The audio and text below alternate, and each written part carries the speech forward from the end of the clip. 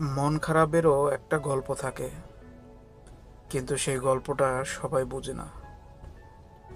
কখনো কখনো মনে হয় আমার অনুভূতিগুলো হয়তো শুধুই আমার, কেউ তা অনুভব করতে পারে না।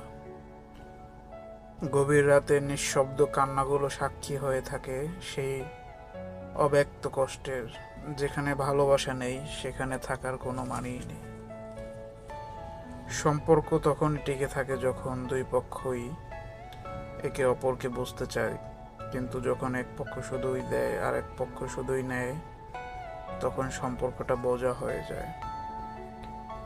কিছু কিছু সম্পর্ক এমন দাগ কেটে যায় মনে, যে কোনো দিন মুছে যায় না। কিছু কিছু অনুভূতি থেকে যায়, কিছু কিছু প্রতিশ্রুতি ভেঙে যায়, আর কিছু স্বপ্ন এক নিমেষেই ভেসে যায়।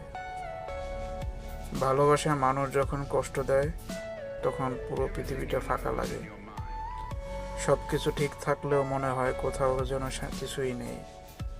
হৃদয়ের গভীর ক্ষতগুলো হয়তো বাইরে থেকে দেখা যায় না, কিন্তু ভিতর থেকে খুবই বেশি অনুভব করা যায়।